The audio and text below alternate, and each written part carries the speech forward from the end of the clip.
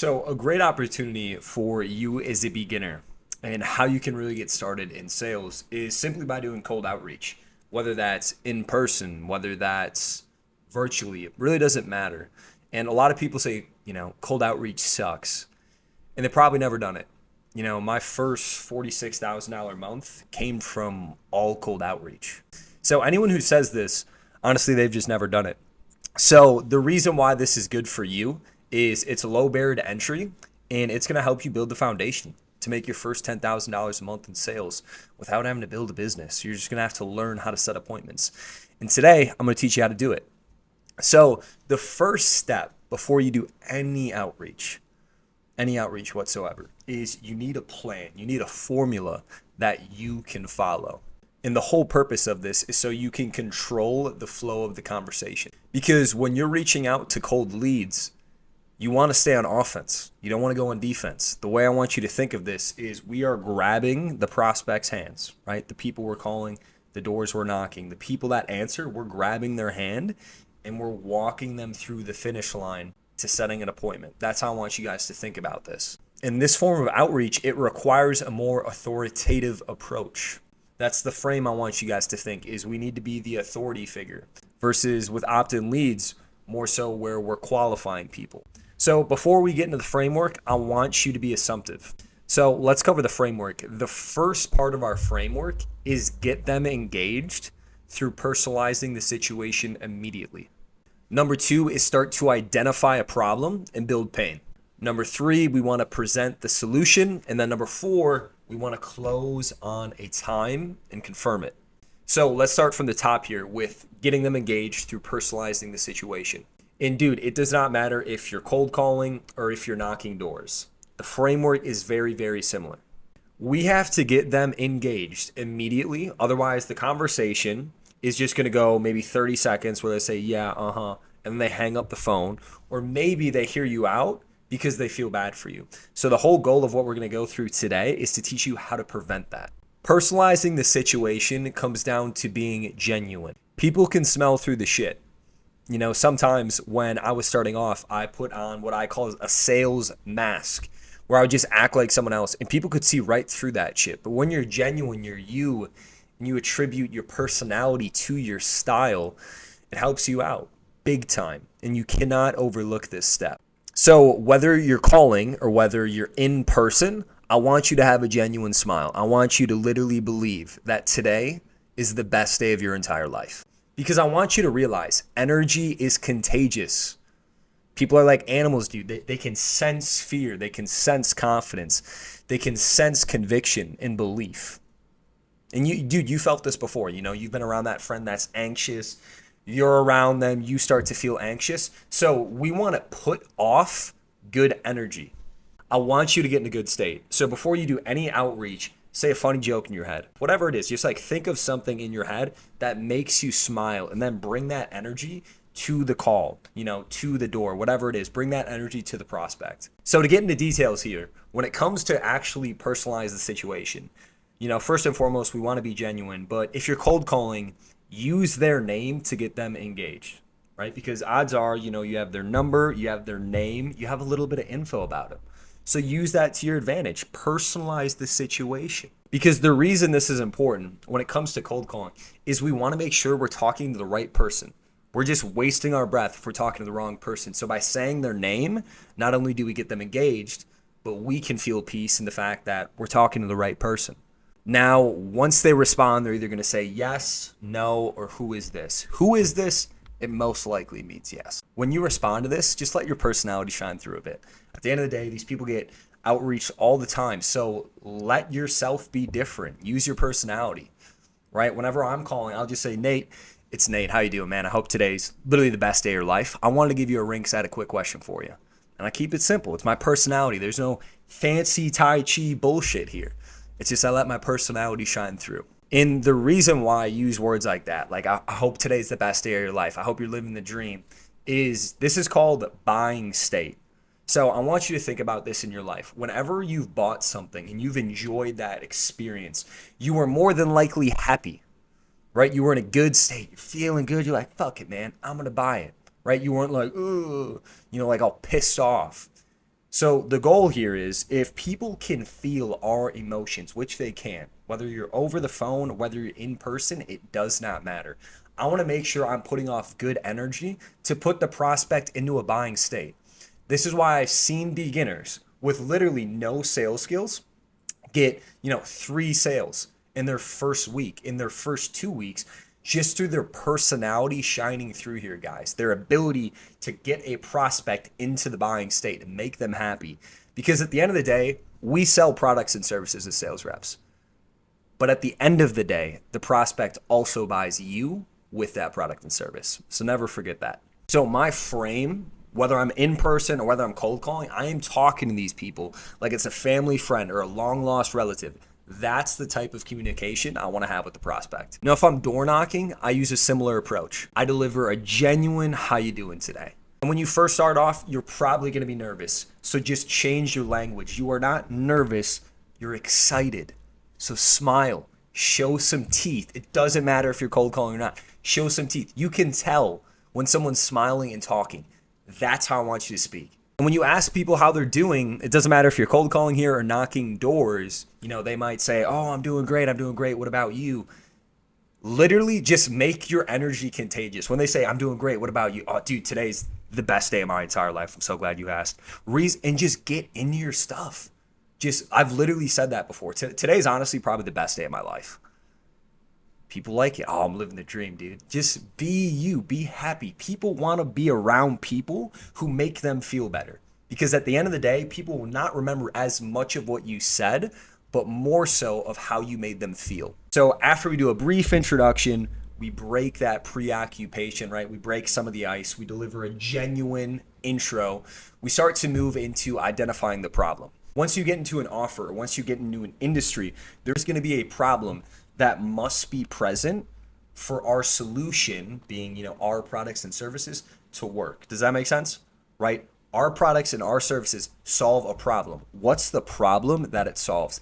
That's how I want you to conceptualize this in your head. And it's important here, guys, when you're stating the problem, state it as fact. Do not state it as a question. Do not say, oh, yeah, have you seen costs look like they're going up? No, costs are going up. Dude, it's crazy what's going on right now. I want to state it as a matter of fact. And never overlook the importance of identifying the problem. Because at the end of the day, people will not pay to solve a problem that they do not feel exists. Now, in the identifying a problem phase of our framework, I don't just want to state the fact that, XYZ is happening. I want to go deeper on that fact. I want to push the hot buttons. I want to get them to understand. And most importantly, guys, I want to get them to feel it so that they can understand the problem is real. So depending on your industry, use data if possible. People lie, numbers don't, right? If you can use data, 17.6% of people blank. Use data. It's one of your biggest advantages. And when you use data, the more it can relate specifically to the prospect, the better it's going to be. Now, here, guys, it's important to understand that this framework, when you're doing cold outreach, it is more so a monologue. It's not much of a two-way street here, guys. We are doing a majority, a good chunk of the talking here. We're controlling the frame. Now, when you're in this phase of identifying the problem, I want you to use like the oh shit facts to back it up. Because when you start to get good at this, you're going to get responses like, oh, dude, I saw that. I know, it's crazy. You're literally going to see them right in front of you or over the phone. Be like, I know, dude, this sucks. And remember why this is so important, guys, is people do not remember as much of what you said, but more so how you made them feel. And an important thing to know is I want your mindset when you're reaching out to prospects, whether it's online, whether it's in person, not to be, it is me versus them. That's not the case. I want it to be, it is me and the prospect versus the problem. That's the framework you need to have. We are on the same team here, and I'm genuinely trying to help. Now, when it comes to presenting the solution, this is where most people fuck up. They present the solution before there's a need for it. It's like, dude, just walking into the doctor's office and they're like, son, you need Percocet. You'd be like, what the fuck? You need to identify the problem before you do anything. Like if you just walked into the doctor and they're like, you need surgery. Why? Why do I need surgery? We need to do it like this. We need the why, right? What is the problem? Why is this important, right? That's here. And then the what we're going to do to fix it is our products and services. So always remember, identify the problem, then present the solution. Now here, this is what I don't want you to do. I don't want you to say for 5 minutes, our company's the best in the entire world. We're the fastest growing ever. No one delivers results like we do for our clients, because people have said that before. You don't want to sound like everyone else. We want to be different here. So keep your deal simple. What are the heavy hitters? What are the best part of your deal in your industry, in your offer, that you can get across to the prospect within 30 seconds? Because the more crazy in depth you go, right? If you just ramble your face, oh, we're the fastest growing, we're onboarding 100 clients a month. The results we're getting, it's usually 10 to 1 in forms of ROI, and the upfront investment is so small in comparison to what we generate for our clients. I'm just going to confuse them, right? Because the more in depth I go, the more I confuse them. And a confused mind in sales will always say no. And another reason why you just don't want to talk your face off when it comes to presenting the solution is so you can save your ammo. You can keep them curious as to what else your products and services provide, rather than just dropping your pants to the floor right away. So remember, the rule here, what are the best parts of your deal in 30 seconds or less? Now here, we're approaching closing time, right? They start to identify the problem. That's what we help them do. We start to present the solution. In most reps, they just go on this rant and they have no call to action. They build all this momentum just to do nothing with it. This is a mistake even the most experienced sales reps sometimes make, where they build all this emotion, they build all this momentum in the sale, and they never go for setting a time. Because at first it's going to be uncomfortable, right? You've never set an appointment before. It's going to feel weird. But the more and more you do it, you start to become comfortable in uncomfortable situations. I promise you guys, this phase, it's like a tolerance. The first time you do it, it's going to be the scariest. The next time you do it, it's less scary. And eventually it gets to a point where it's normal. Now, when you are going for a time to setting the appointment, keep it simple and make it easy to say yes to. Don't just say, let's set up an appointment. People hate appointments. You hate appointments. I hate appointments. Remove the word appointment from your vocabulary when you are talking to a prospect. I like to use words like pop back by if I'm in person. If I'm over the phone, I say something like this. Cool. So pretty much all we do is just set up a more in-depth call where, we could just show you how it looks if everything was already set up last month. So conceptualize it like this. Do your rant, your monologue, right? But always have a call to action. And one of the most effective ways that I use consistently to generate appointments is the option close. Using 2 times that would work for our closer, right? Because we're setting up the call for him. Using 2 times where he's available to generate the appointment, right? So it'll go something like this. I start broad. Cool. So pretty much all we do is we just set up a more in-depth call where we can answer, any and all questions, show you the nuts and bolts. Between today and tomorrow, what do you think would work best for you? And then I narrow it down even further. Cool. So tomorrow, do you think morning or evening? What works best for you there? They say evening. Sweet. So I got a 4 and 7. Which would be the favorite for you? They say 7. Awesome. Cool. The appointment is now set. Now I have to confirm it. Avoid open-ended things here. Like, what day of the week works best for you? You can do that. I would not recommend it. People like to be led. So be their leader. Remember, we grab the prospect's hand and we walk them to the finish line. That is our job. Now, depending on your offer, it might require, or it might be best for you to have a husband and wife there, or, the business partner and his partner there. It might require 2 people to be there. So when you go for setting a time, rather than saying, what time would work best for you, just change your language. What time would work best between 4 and 7 for both you guys? Now, as we said earlier, we got the time for 7 p.m. Now it's our job to confirm it to make sure the appointment actually shows up. So when they say 7 p.m., I repeat it back to them. Awesome. So you said 7 p.m. Any reason why that might not work for you? They say no. Cool. So you can't see, anything crazy coming up? Don't think so? Great. Cool. Now, based on your industry here, your business, when you set the appointment, they already might send them a follow-up email. Like a Google invite, so they know, cool, tomorrow at 7, we have an appointment, right? It reminds them. If your company or a business does not do this, I recommend you do it because it's going to make your appointments way more sticky. And this is how I go about it. I say something simple, right? I say, cool. So just so I don't forget, I'm going to set this up on my calendar. Do you do your calendar on your phone too? Cool. Awesome. So I'm going to just tag you in this. What'd you say your email was again? And then bang.